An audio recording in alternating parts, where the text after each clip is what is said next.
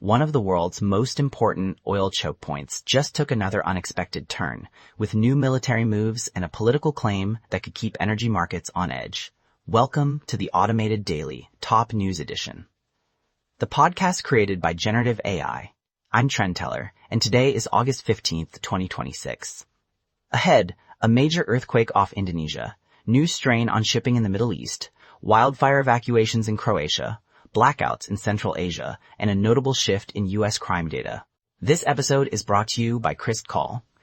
Call provides agentic cloud telephony for modern businesses. Find the link in the episode notes. We begin in Indonesia, where a powerful magnitude 7.7 earthquake struck off Flores Island early Saturday.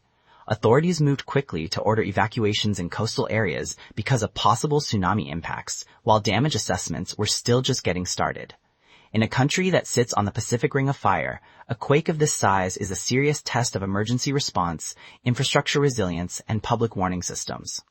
In the latest development around the Strait of Hormuz, President Donald Trump said he plans to declare the waterway U.S. territory once Iran is defeated, adding a new layer of tension to an already volatile situation. U.S. Central Command also said American forces redirected 62 commercial vessels after restoring a naval blockade of Iranian ports. At the same time, Washington is sending in another aircraft carrier group to replace the USS Abraham Lincoln Group, even as another sailor from that force has been reported overboard. And the United Arab Emirates is accusing Iran of drone attacks on 2 of its oil tankers, though no one was killed. The big picture is simple. Shipping risk is rising, legal questions are piling up, and energy prices are likely to stay sensitive. In Europe, summer travel is being squeezed by both fire and labor unrest. Near Omis in Croatia, a fast-moving wildfire burned into homes overnight, killing 1 person, injuring about 40 others, and forcing the evacuation of roughly 1,200 people. European officials are warning that very extreme wildfire conditions remain in parts of the continent, a reminder of how heat and drought are reshaping disaster risk in tourist regions.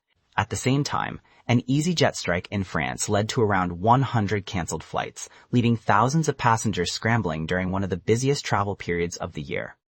Also in Europe, France's Constitutional Council has struck down a proposed ban on social media access for children under 15. That is the newest twist in a closely watched effort to tighten rules around minors online. The ruling does not end the debate, but it does show how difficult it is to balance child protection, privacy, and basic access to digital services under existing law. Across Central Asia, Kazakhstan, Uzbekistan, and Tajikistan all reported major power outages at nearly the same time.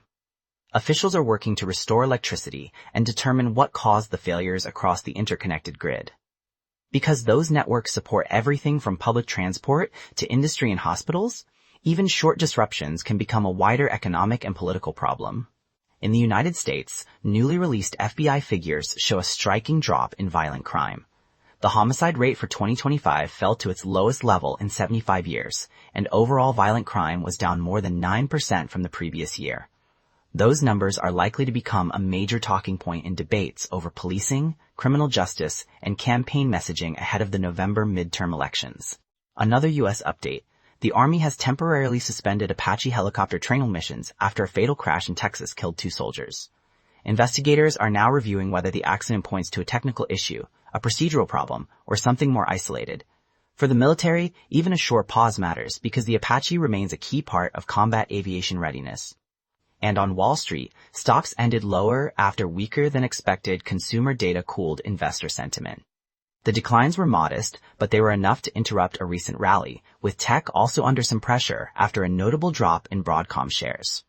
For investors, the message was that markets near record levels remain highly sensitive to any sign that consumer spending may be softening. Thanks to our sponsor, SurveyMonkey. Don't just know what happened, know why.